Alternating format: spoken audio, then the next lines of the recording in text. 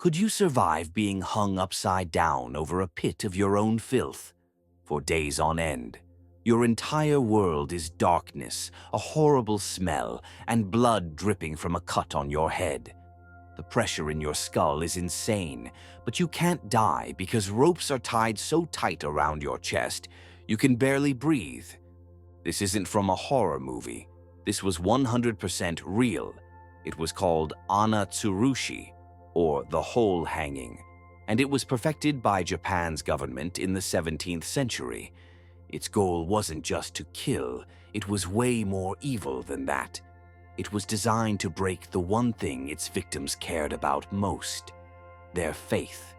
This is a story of a holy war, unbelievable cruelty, and a faith that refused to die, even when its followers were literally being buried alive. So how could a country known for amazing art and philosophy come up with something this diabolical? Well, to understand that, you have to know that Japan was in complete chaos. For centuries, it was torn apart by civil war, but then a few legendary warlords, Oda Nobunaga, Toyotomi Hideyoshi, and the ultimate unifier, Tokugawa Ieyasu, created a new unified Japan. This whole thing was violent, and it required one thing: total loyalty. Any threat to this new system, anyone loyal to someone else, had to be destroyed. And in the eyes of the government, a new and dangerous idea had just shown up. It came on boats with traders and missionaries, and it brought a belief in a single, all-powerful God. It was called Christianity, and it threatened to destroy the very foundation of their power. Christianity first appeared in Japan in 1549 with a missionary named Francis Xavier. At first, everyone was just curious. Some of the most powerful feudal lords, the daimyo, saw huge benefits to converting. It gave them access to European trade, especially guns that could give them a massive advantage in their wars. And for the regular people who had lived through a century of war, the Christian message of salvation was incredibly appealing. By the early 1600s, the Christian population exploded to an insane 300,000 people. They built churches, their communities were growing, and for a minute it looked like Japan might become a huge Christian nation. But all this success made the government super paranoid. The shoguns who unified Japan were masters of control. They built a super rigid society, warriors on top, then farmers, artisans, and merchants. This system was everything, and it was held up by ideals of loyalty to your family and your lord. But Christianity dropped a crazy new idea: loyalty to a power higher than the shogun, a king of kings in Rome. Missionaries were preaching that God came before any earthly ruler. To the shogun, this wasn't a religion, it was treason. And their fears weren't totally crazy. Spain and Portugal were colonizing huge parts of Asia, and the shogunate saw that missionaries were often the first step to a military invasion. They were terrified that Japanese Christians, loyal to the Pope, could become a secret army just waiting to help Europe invade Japan. Then a few things happened that made them panic. In 1596, the pilot of a wrecked Spanish ship supposedly bragged that missionaries were just there to soften Japan up for a Spanish conquest. When the ruler, Toyotomi Hideyoshi, heard this, he completely snapped. He ordered 26 Christians to be crucified in Nagasaki, 6 foreigners and 20 Japanese converts. They were marched for hundreds of miles to the execution site as a warning to everyone. When Tokugawa Ieyasu finally took over in 1600, starting a dynasty that would rule for 250 years, he was careful at first. He let Christians stay, mainly to keep trade open. But then in 1612, a bribery scandal involving Christians seemed to prove his biggest fear. This faith created loyalty stronger than loyalty to him. That was the last straw. In 1614, Ieyasu made it official. Christianity was outlawed. All missionaries had to leave, churches were torn down, and Japanese Christians were ordered to quit their faith. The age of persecution had begun, and it would become a mission to wipe every last trace of Christianity from Japan. The government was now at war with God, and it would invent an entire arsenal of pain to win. The Tokugawa shogunate didn't just want to kill Christians, they wanted to destroy Christianity. That's a huge difference. Just killing people can backfire and create martyrs who inspire more followers. So the government needed a system that didn't just punish people, but that broke their spirit and forced them to publicly renounce their faith. They needed to make believing seem pointless, so they developed an entire system of torture to do it. The first and most common tool was the fumi-e, which means trampling picture. These were bronze plaques with pictures of Jesus or Mary on them. Starting in 1629, the government would hold public ceremonies where entire towns had to line up and, one by one, step on these holy images. It was an absolutely brilliant and terrible test of faith. If you refused, you were a Christian, and that meant you were getting arrested, tortured, and would almost definitely die. Just imagine that choice. In front of your entire town, you're ordered to step on the image of your savior. For so many, stepping on the fumi-e was a soul-crushing betrayal. The psychological damage was unbelievable. It forced believers into a state of constant fear, destroying their spiritual certainty. And for those who refused, they were about to enter a world of unimaginable pain. For anyone who failed the fumi-e test, the government had a whole menu of tortures waiting. Public executions were designed to be terrifying. Christians were burned alive, often over low fires to make the agony last longer. At the Great Jena martyrdom in 1622, 55 Christians were publicly beheaded or burned at the stake in Nagasaki. Another method was water crucifixion, where they tied people to crosses on a beach and just let them drown slowly as the tide came in over days. In the volcanic areas, they used the landscape itself.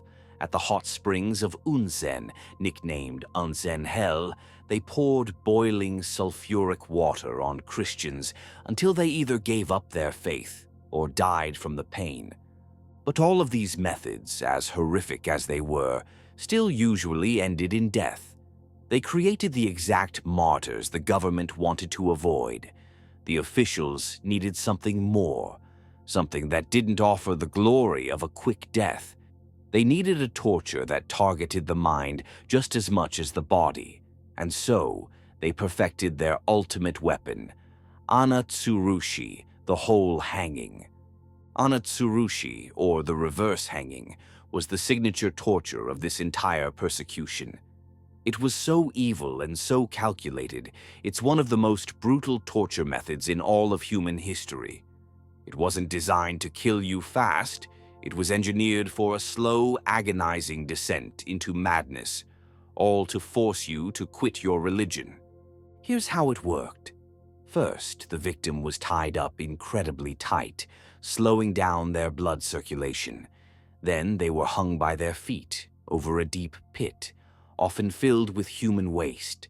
The hole was then covered, throwing the person into total darkness, leaving them alone with the disgusting smell and their own terror.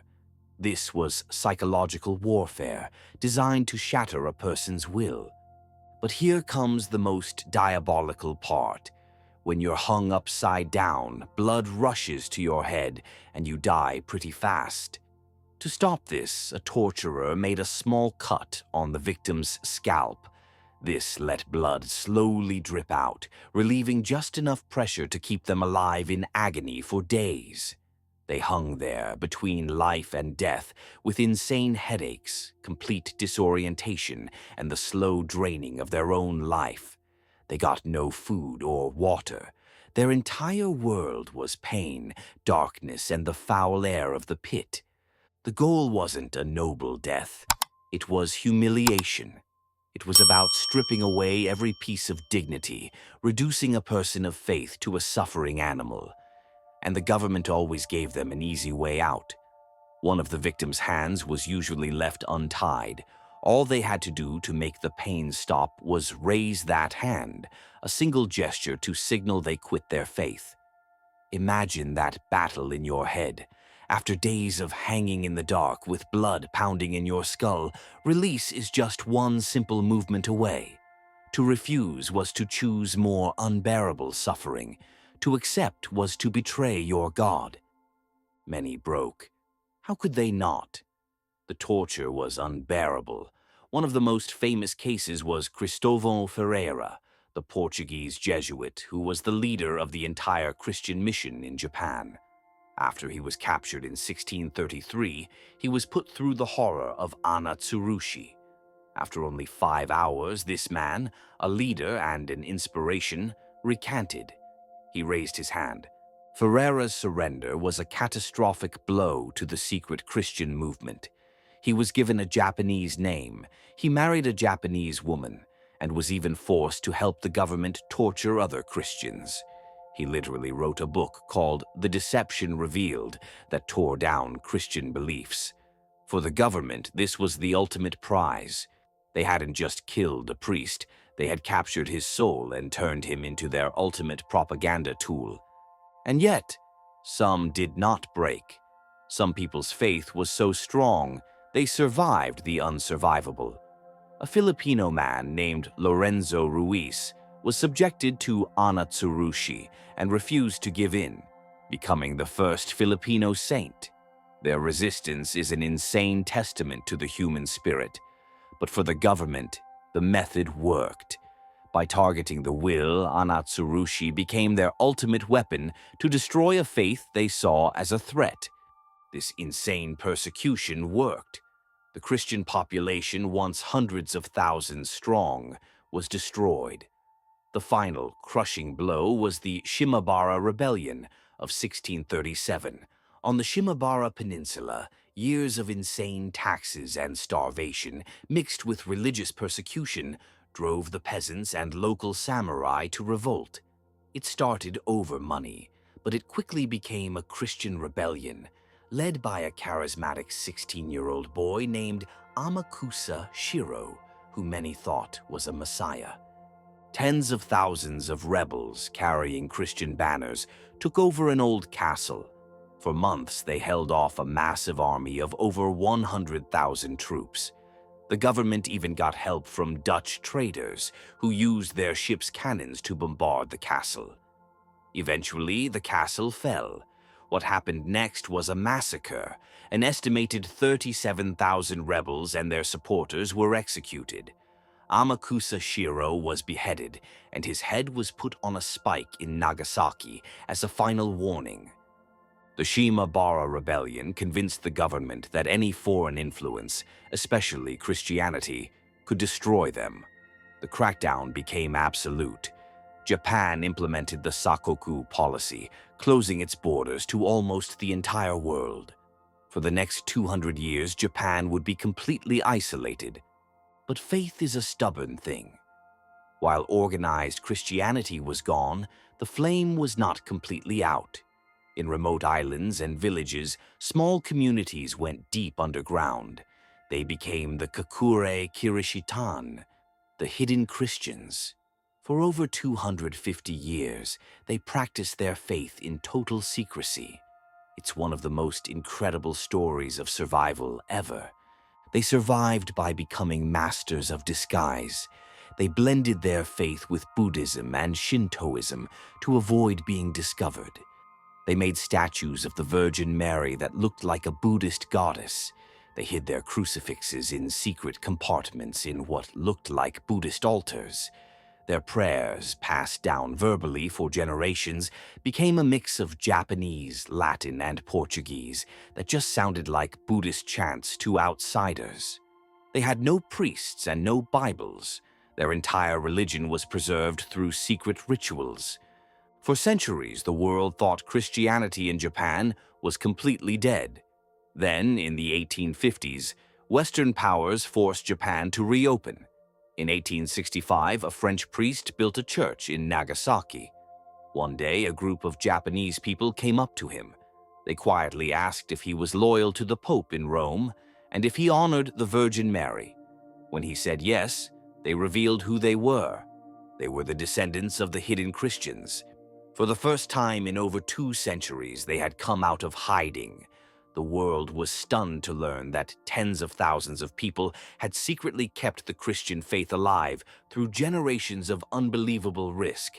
The story of Ana-tsurushi and the persecution of Japan's Christians is a chilling reminder of how far a government will go to keep total control. It was a campaign born from fear, the fear that an idea from the outside could unravel their entire nation. The whole hanging was the horrifying peak of this, a torture designed not just to kill the body, but to murder the soul by making a believer destroy their own faith. And yet, the legacy is complicated. On one hand, it led to centuries of isolation and the destruction of a huge religious community. But on the other, it gave us one of history's most incredible stories of survival, the Kakure Kirishitan. Their survival is a testament to the insane power of faith, passed down in whispers through generations who refuse to be defeated by fear. It makes you ask some pretty deep questions. What does it say about a belief that people were willing to face the pit, the boiling water, and the cross? That they were willing to hide for centuries just to keep one tiny flicker of it alive? So I gotta ask you, what do you think is more powerful, a state's ability to inflict suffering, or the human spirit's capacity to endure it? I'm really curious to hear what you guys think, so drop a comment below. And if you find these forgotten chapters of history as compelling as I do, make sure to like and subscribe for more stories from the dark side of the past.